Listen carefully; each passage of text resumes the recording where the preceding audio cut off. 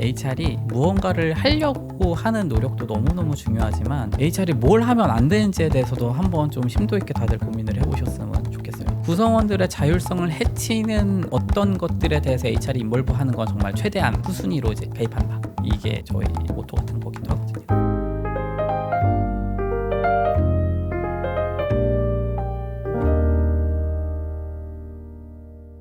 그럼 지금 네이버 랩스의 HR 팀은 어떻게 혹시 구성되어 있나요? 모두가 사실 제너럴리스트로 되어 있다 보니 이 사람이 이거 하나만 담당한다 이런 거는 사실은 없기는 해요. 그러니까 가령 채용에 인볼브 되어 있는 사람은 3명, 그리고 리뷰에 인볼브 되어 있는 사람은 뭐 2명, 글로벌 HR에 인볼브 되는 사람은 2명, 약간 이제 이런 식으로 되어 있어가지고 회사가 연구소다 보니까 저희도 이제 HR의 한 펑션 자체를 프로젝트로 보거든요. 그러니까 이거는 요렇게, 또 이제 다른 업무는 멤버 구성을 바꿔가지고 또 요렇게 약간 이런 식으로 되어 있습니다.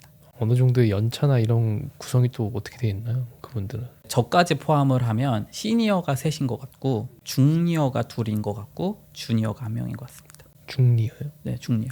시니어를 준비하는 주니어도 아닌. 네이버 랩스에 또 해외에 대한 HR도 지원해주고 계신다라는 네. 것도 있는데 혹시 어떤 부분인 건가요?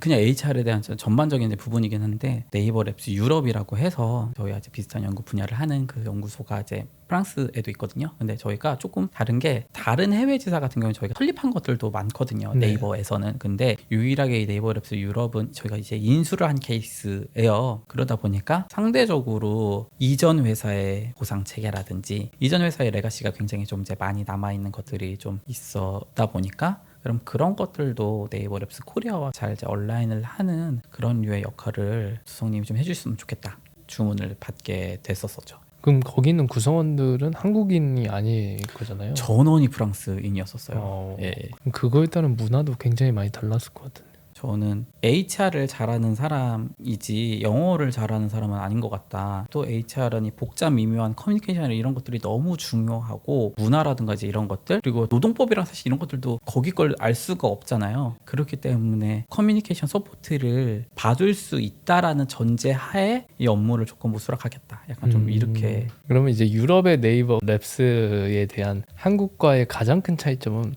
뭐가 있었나요? 저는 오히려 좀 하면서 느낀 거는 다른 게 없구만. 그러니까 사람 사는 거 다른 거 없다. 오히려 그거를 굉장히 좀 많이 느꼈었던 것 같아요. 네. 어떤 게 제일 비슷하던가요? 그러면?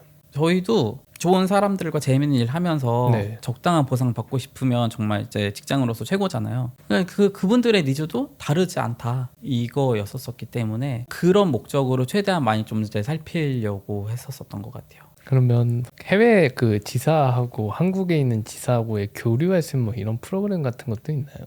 이 코로나 시기 이후로 사실 좀 많이 달라진 것들이 있긴 한데 네. 원래도 물적 교류가 되게 활발했어요. 근데 이제 코로나 때 사실 그런 부분들은 상황적으로 이제 요인이 안 되다 보니까 조금 풀렸을 때 제한적으로 뭐 한두 명을 이제 지정해서 오거나 보내고 약간 이제 이런 식으로 했었었는데 결과적으로는 사실 또 이게 또 인간이 적응의 동물이다 보니까 그런 것들이 또 이제 익숙해져서 지금은 또 다시 원팀으로 일을 하고 있는 것 같다라는 생각이 들고 있습니다.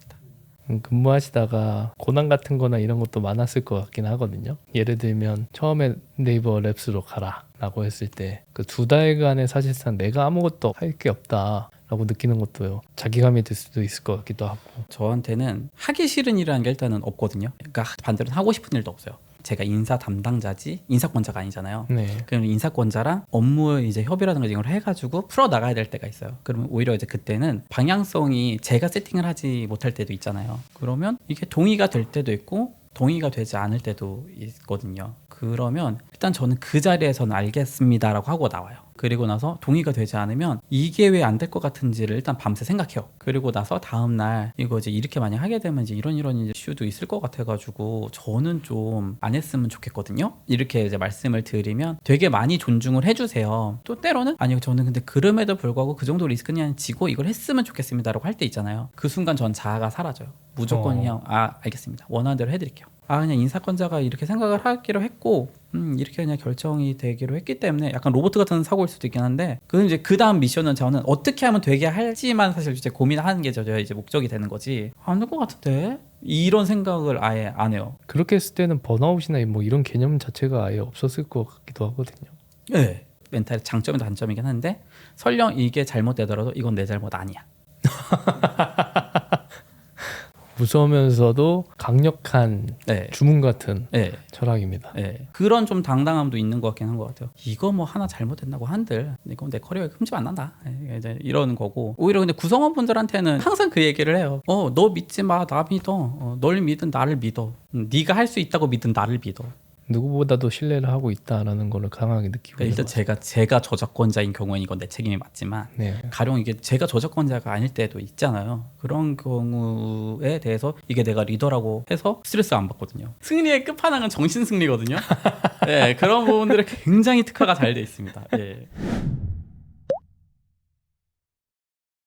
두성님의 그럼 앞으로의 뭐 계획이나 커리어의 목표 같은 것도 혹시 있으시나요? 그러니까 사실 저는 일하기 좋은 기업으로 운이 좋게 이제 뽑히긴 했었지만 사실 뭐 전체적인 상황이라든가 그리고 또 회사가 조금씩 커지면서 분명히 더 보수적으로 바뀌는 것들도 있고 더 유연해지지 못하는 것들도 있을 거예요. 전 이제 노화라고 표현하는데 어쨌든 그 노화를 최대한 늦추고 싶거든요. 그냥 그게 저 이제 목적인 것 같고 저는 진짜 솔직히 말씀드리면 뭐 최고야까지는 아니어도 적당한 만족을 하고 있어서 커리어도 솔직히 욕심도 그냥 잘 없고 성장에 대한 사실 뭐 욕구나 니즈도 솔직히 없고.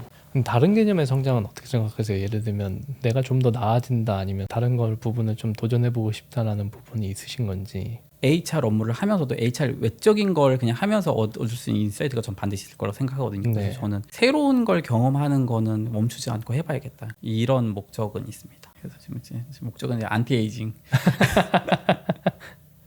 대표님께서 남아있는 사람이 승리자가 되게 만들자 하는 미션이 있었는데 이거에 대해서 미션을 받아들였을 때 혹시 어떻게 생각하셨고 어떻게 실행하셨는지가 좀 궁금하거든요. 솔직히 저도 이 주문을 받긴 했었지만 가장 이거를 잘 풀 수 있는 키맨은 저는 프로젝트가 잘 정의가 되어야 된다 라고 사실 생각을 했었거든요. 그래서 상대적으로 좀 책임감의 무게가 좀 덜했었던 거는 내가 하고 있는 일단 일이 되게 가치가 있다고 느끼고 재미가 있다고 이제 느껴야 되는 게 첫 번째 미션이라고 생각을 했었어요. 결과론적으로 말씀을 드리면 그렇게 해가지고 나올 수 있었던 그 결과물은 지금 팀 네이버가 전체적으로 사용하고 있는 빌딩이거든요. 저희 신사업. 그래서 이제 거기에서 100여 대가 넘는 그 로봇들이 실질적으로 이제 움직이면서 아직까지는 실질 유저를 위한 서비스는 아니고 임직원들을 위한 이제 서비스까지 오긴 했지만 이런 것들이 아웃풋으로 나옴으로써 저희가 승자가 정말 됐다고 생각을 해요. 그 불확실한 미래에서 저 회사 망하는 거 아니야? 난 앞으로 뭘 해야 되지? 발발거리는 시절이 있었었는데 한 2, 3년 정도 정말 되다 보니까 이게 되네? 모든 게 다 저희 구성원들의 손을 거친 것들은 움직이는 시스템까지도. 그리고 또 이제 그게 사실 빌딩이라고 하는 것 자체가 너무 눈에 보기에도 사실 너무 엄청나게 좀 크잖아요. 네. 그러다 보니까 더 좀 상대적으로 내부에 있는 사람들 굉장히 잘 고무되기도 하고 그랬던 것 같습니다. 만약 HR이 뭔가를 해야 된다 아니면 할 수 있다라고 하면 어떤 걸 할 수 있을까요? 왜냐면 이게 고민이 정말 많거든요. HR이 현업 성과에 어떻게 도움을 줄 수 있을까? 저는 항상 이게 비유를 굉장히 좋아하거든요. 그러면 회사랑 구성원들을 연인 관계로 비유를 해요. 근데 사귀는 사이는 사실은 내가 이 사람이 원하는 걸 해주는 것도 중요하지만 이 사람이 싫어하지 않은 건 더 중요하다고 생각하거든요. 그게 뭔가 연애 유지의 비결이라고 생각하고 있기 때문에 저는 HR이 뭔가 책임감과 의무감을 가지고 뭔가를 엄청 바꾸려고 하는 것 자체를 전 되게 경계해요. 그러니까 저 사람은 진짜로 퍼포먼스를 잘 낼 수 있는 사람인 거고 못할 리가 없는 사람인 거야. 근데 그럼에도 불구하고 올해 성과가 좀 안 좋았어. 몸에 안 맞는 옷을 입은 것 뿐이야. 다른 걸 좀 찾아봐 줄 수 있도록 그 사람한테 줄 수 있는 작은 도움 정도만 주자. 자녀 육아의 목적은 독립이라고. 네. 그러니까 제가 약간 그런 마음으로 좀 접근하고 있는 것 같아요. 그럼 두성님이 생각하셨을 때 이에 다른 해주고 싶은 이야기나 인사 담당자로서 좀 갖고 계신 생각이 좀 있으실까요? HR이 무언가를 하려고 하는 노력도 너무너무 중요하지만 HR이 뭘 하면 안 되는지에 대해서도 한번 좀 심도 있게 다들 고민을 해보셨으면 좋겠어요. 구성원들의 자율성을 해치는 어떤 것들에 대해서 HR이 인볼브하는 건 정말 최대한 후순위로 이제 개입한다. 이게 이제 저희 모토 같은 거기도 하거든요. 근데 그러려면 진짜 알려면 회사 사정이 돌아가는 게 빤하게 다 알고 있을 정도로 빠삭이가 되긴 해야 되거든요. 그러니까 저는 단순하게 조직 개편에 인볼브 됐다, 발령을 몇 건 쳤다, 이건 HR 성과 아니라고 생각하거든요. 이 조직이 이렇게 됐었을 때 회사 관점에서 어떤 시너지가 날 것 같다, 득이 될 것 같다, 독이 될 것 같다, 이 정도까지 저치가 될 수 있어야지 HR이라고 생각하거든요. 또 그걸 가지고도 또 리뷰를 해주시나요? 예를 들면 인사팀 팔로워 분들의 리뷰를 그럼 그걸 기반으로 리뷰를 해주시는 건가요? 네. KPI나 뭐 이런 지표라기보다는. 네, 뭐 내일까지 뭘 달성해 주세요. 뭐 이렇게 안 하고요. 회사의 어떤 부분들이 좀 이슈라고 생각하고 그런 부분들을 뭐 어떻게 할 수 있을지 이제 의견을 좀 이제 받고 그때도 이제 시간을 거의 충분하게 이제 들으면 한두 달 정도 이렇게 좀 받으면 이미 이제 이 분들이 연초에 어떤 디테일을 챙겨야 되는지를 알 수 있기 때문에 너무 감사하게도 그게 연말 되면 정말 의미 있는 성과로 딱 나타나게 되고요. 정말 많은 걸 경험하셨고 그걸 기반으로도 효율적으로 선택하시는 느낌이 굉장히 크게 들었던 것 같습니다. 아쉽지만 저희는 오늘 이야기는 여기서 마무리하고요. 성장하는 인사 담당자를 위한 팟캐스트, 오늘은 네이버랩스의 HR을 리드하고 계신 두성님과 많은 이야기 나눠봤습니다. 다음 시간에 또 유익한 정보 가지고 돌아오도록 하겠습니다. 감사합니다. 감사합니다.